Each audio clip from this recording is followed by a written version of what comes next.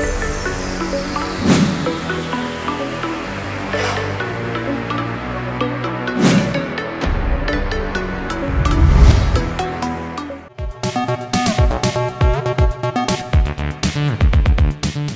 Hello welcome to best of the day. మరి ఈ రోజు మన బెస్ట్ ఆఫ్ ది డేలో కొత్త విశేషాలతో పాటు కొన్ని ఆసక్తికరమైన నిజాలు మరియు చరిత్రలో ఈ రోజు జరిగిన ముఖ్య సంఘటనల గురించి తెలుసుకుందాం. మరెందుకు ఆలస్యం, లెట్స్ స్టార్ట్ ది ప్రోగ్రామ్.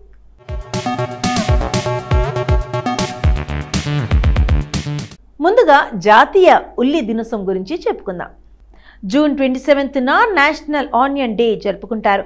దానికున్న ప్రత్యేక రుచి ఆరోగ్యానికి చేసే మేలు గురించి తెలియజేస్తుంది. ఇది నేషనల్ ఆనియన్ డేను యుఎస్లో ప్రతి సంవత్సరం జరుపుకుంటారు. ఉల్లి రైతుల ప్రయోజనాలను కాపాడేందుకు 1913లో స్థాపించిన నేషనల్ ఆనియన్ అసోసియేషన్ స్థాపనకు గుర్తుగా ఈరోజు జరుపుకుంటారు.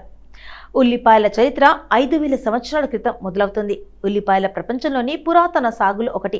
మధ్య ఆసియా ప్రాంతంలో వీటిని మొదటిగా పండించారని చెబుతారు. ఉల్లిపాయల వివిధ రంగులు రకాల్లో ఉంటాయి. పసుపు, ఎరుపు, తెలుపు రంగు ఉల్లిపాయలతో పాటు షాలట్స్ అనే చిన్న ఉల్లిపాయలు కూడా ఉన్నాయి. దేనికది ప్రత్యేక రుచి ఉండి వివిధ రకాలుగా ఉపయోగపడతాయి. సిన్ ప్రోపనాథియోల్ ఎస్ ఆక్సైడ్ అనే సమ్మేళనం విడుదల కావడం వల్ల ఇది జరుగుతుంది. గాలికి తగిలినప్పుడు ఇది సల్ఫ్యూరిక్ ఆమ్లాన్ని ఏర్పరుస్తుంది.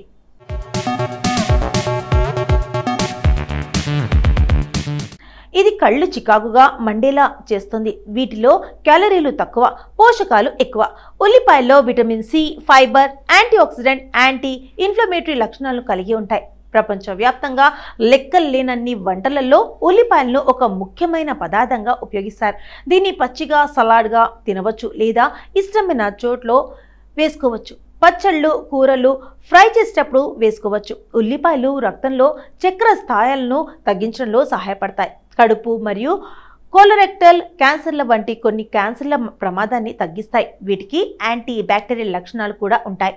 చాలా మందికి రకరకాల కారణాలతో ఉల్లిపాయలను తినకుండా ఉంటారు. అయితే అలాంటి వారికి ఈ ఉల్లిపాయ వల్ల కలిగే ఈ ప్రయోజనాలు తెలిస్తే మాత్రం అసలు విడిచిపెట్టారు. అవి ఏంటంటే, ఉల్లిపాయల్లో పొటాషియం, పీచు, manganese, vitamin C, B1, B6 పుష్కలంగా ఉంటాయి.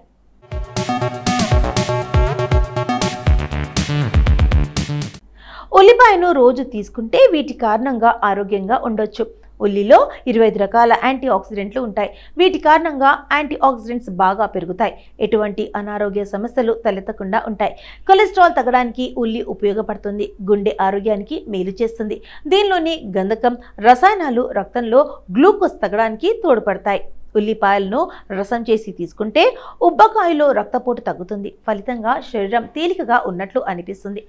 కండ స్థాయిలో జరిగే వాపు ప్రక్రియ అదుపులో ఉండేలా చేస్తుంది. ఎర్ర ఉల్లిగడ్డలో యాంథోసయానిన్లు పుష్కలంగా ఉంటాయి. రోజువారీ తినే కూరల్లో ఉల్లిపాయలను తప్పనిసరిగా చేర్చుకోవాలని వైద్యులు అంటుంటారు. లేదంటే రకరకాల ఆరోగ్య సమస్యలు తలెత్తవచ్చని హెచ్చరిస్తున్నారు. శరీరాన్ని ఉల్లి అనేక రకాల అనారోగ్య సమస్యల నుంచి కాపాడుతుంది. ఇందులో ఉండే ప్రోబయాటిక్స్ జీర్ణ వ్యవస్థను ఆరోగ్యంగా ఉంచుతుంది.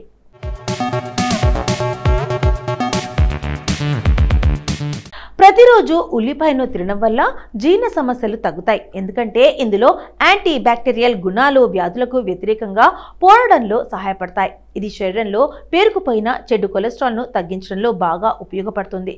ఇందులో క్వారెంటిన్ అనే యాంటీ ఆక్సిడెంట్ శరీరంలోని చెడు కొలెస్ట్రాల్ను తగ్గిస్తుంది. ఇమ్యూనిటీ తక్కువగా ఉన్నవారికి పచ్చి ఉల్లిపాయలు మేలు చేస్తాయి. ఇందులో విటమిన్ సి, యాంటీ ఆక్సిడెంట్లు పుష్కలంగా ఉంటాయి. ఇవి ఎన్నో రకాల రోగాల బారి నుండి శరీరాన్ని కాపాడుతుంది. బరువు తగ్గాలనుకునే వారికి కూడా పచ్చి ఉల్లిపాయ సహాయపడుతుంది. అందులో ఫైబర్ కంటెంట్ ఎక్కువగా ఉండి క్యాలరీలు తక్కువగా ఉంటాయి. పచ్చి ఉల్లిని ఆహారంలో తినడం వల్ల ఎక్కువసేపు కడుపు నిండుగా ఉంటుంది. దీనివల్ల ఆహారాన్ని ఎక్కువగా తినలేరు. పచ్చి ఉల్లిపాయను ఆహారంలో భాగంగా ప్రతిరోజు తింటే చర్మ సమస్యలు తగ్గించుకోవచ్చు.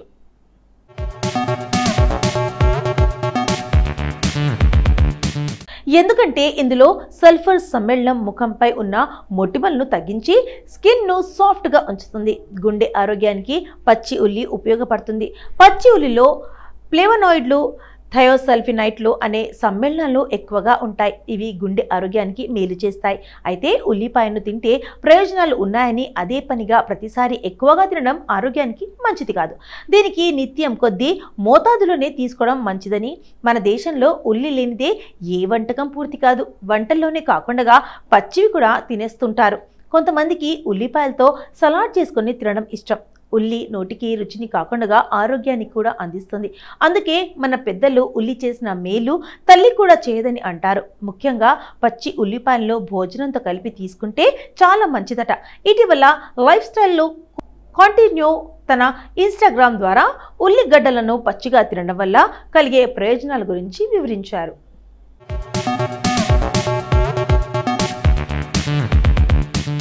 ఉల్లిపాయల్లో ఉండే క్వెరస్టిన్ శరీరానికి చాలా మేలు చేస్తుంది. రోగ నిరోధక శక్తిని పెంచేందుకు సహాయపడుతుంది. క్యాస్టిన్ మంటను తగ్గించడానికి, అలర్జీ లక్షణాలను తగ్గించడానికి, రక్తపోటును నియంత్రించడంలో కీలక పాత్ర పోషిస్తుంది. పచ్చి ఉల్లిపాయను భోజనంతో పాటు తీసుకోవడం వల్ల ఇమ్యూనిటీ పెంచుకోవచ్చని కాంటినో సూచించారు. క్వెరస్టిన్ మాత్రమే కాకుండా ఉల్లిపాయల్లో విటమిన్ సి, బి, పొటాషియం కూడా ఉంటాయి. పొటాషియం రక్తపోటు సమస్యతో బాధపడుతున్న వారికి చాలా మంచిది. అధిక యాంటీ ఆక్సిడెంట్లు, యాంటీ ఇన్ఫ్లమేటరీ గుణాలు కూడా ఉల్లిపాయలో పుష్కలంగా ఉన్నాయి. అంతేకాదు ఉల్లిపాయలు యాంటీ బ్యాక్టీరియల్గా కూడా పనిచేస్తుంది. పలు అధ్యయనాలు ప్రకారం డయాబెటీస్ అంటే మధుమేహం, ప్రీ డయాబెటీస్ బాధితుల రక్తంలో చక్కెరను నియంత్రించడానికి ఉల్లిపాయలు ఉపయోగిస్తుంటారు. అందులో అవి సహాయపడతాయి కూడా.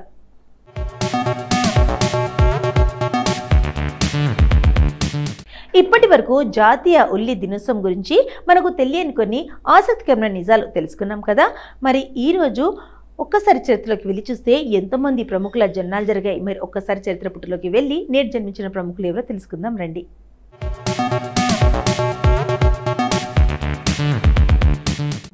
కేరళ రాష్ట్రంలోని కోజికోడ్ జిల్లా పయోలీలో జూన్ 27, 1964న జన్మించిన పిటి ఉషా 1976లో కేరళ రాష్ట్ర ప్రభుత్వం స్థాపించిన క్రీడా పాఠశాలలో కోజికోడ్ జిల్లా తరఫున ప్రాతినిధ్యం వహించి అందులో చేరింది. ఆ సమయంలో ఆమెకు మాసమునకు కేరళ ప్రభుత్వం చెల్లించిన డబ్బు 250 రూపాయలు.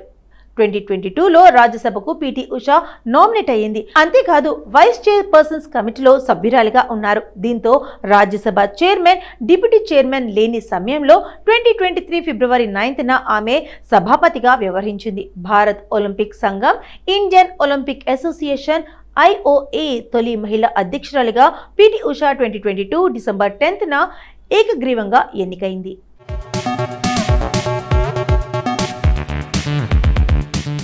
రాహుల్ దేవ్ బర్మన్ ప్రముఖ హిందీ సంగీత దర్శకుడు మరియు గాయకుడు.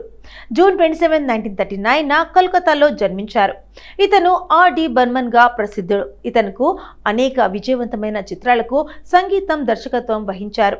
1960వ దశకంలో అక్కడి నుంచి 1990 వరకు 331 చిత్రాలకు సంగీత దర్శకత్వం వహించారు. భార్య ఆశా భోస్లే, స్నేహితుడు కిషోర్ కుమార్, లతా మంగేష్కర్లతో కలిసి అనేక జనరంజకమైన పాటలను స్వరపరిచాడు. ఈయన స్వరపరిచిన పాటలు ఇప్పటికీ చాలా ప్రసిద్ధం. ఈనాటి తరం సంగీత దర్శకులు ఎంతో మందికి స్ఫూర్తిగా నిలిచారు. బర్మన్ సంగీత దర్శకత్వంలో విజయవంతమైన మొదటి చిత్రం తీస్రీ మంజిల్ 1960లో వచ్చింది. ఈ సినిమాలో అవకాశం కోసం నిర్మాత, రచయిత నాసిర్ హుస్సేన్ దగ్గర బర్మన్ సంగీత విభారి ఏర్పాటు చేశారట. గేయ రచయిత మజ్రూహా సుల్తాన్పురి. అందుకే ఈ సినిమా పాటలు విజయవంతం కావడానికి మూల కారణం సుల్తాన్పురి అనే వారట బర్మన్.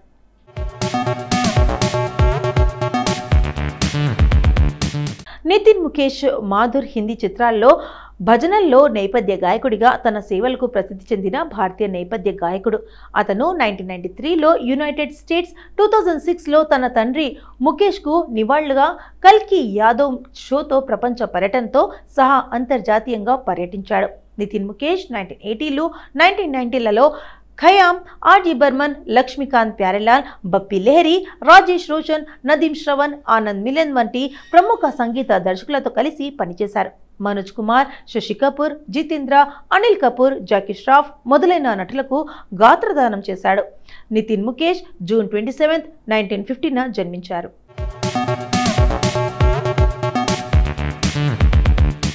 ప్రజక్తా కోహ్లీ, మోస్ట్ లిసన్ అనే యూట్యూబ్ ఛానల్తో ప్రసిద్ధి చెందిన ఒక భారతీయ యూట్యూబర్ నటి.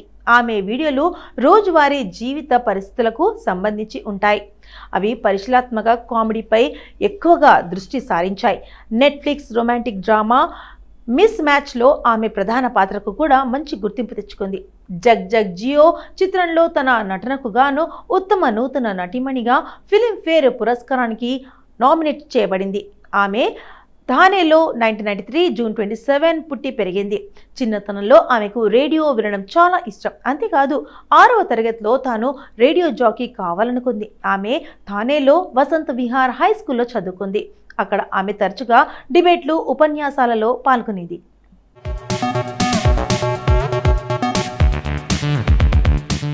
కార్తికా నాయర్ ప్రముఖ భారతీయ సినీ నటి. ఆమె ముఖ్యంగా దక్షిణ భారత సినిమాల్లో నటించింది. 2009లో అక్కినేని నాగ చైతన్య సరసన తెలుగు సినిమా జోష్తో తెరంగేట్రం చేసింది. కార్తిక జీవా నర్స్ సరసన ఆమె నటించిన 2 చిత్రం రంగంతో ఆమె ప్రసిద్ధి చెందింది. ఈ సినిమాలో అసలు తమిళంతో తీసి తెలుగులో డబ్బింగ్ చేశారు. 2009లో తన 17వ ఏట తెలుగు సినిమా జోష్తో తెరంగేట్రం చేసింది. ఈ సినిమాలో ఆమె నాగ చైతన్య సరసన నటించింది. ఆమె 2వ సినిమా రంగం. తమిళంలో తీసిన ఈ సినిమాను తెలుగులో డబ్బింగ్ చేయగా 2 భాషల్లోనూ విజయవంతం కావడం విశేషం. ఆ తర్వాత ఆమె మలయాళంలో లెనిస్ రాజేంద్రన్ దర్శకత్వంలో మకర మంజు సినిమాలో నటించింది కార్తిక. ఆ తర్వాత ఆమె భారత రాజా దర్శకత్వంలో అన్నా కోడి సినిమాలో నటించింది. కార్తికా నాయర్ జూన్ 27, 1992న జన్మించారు.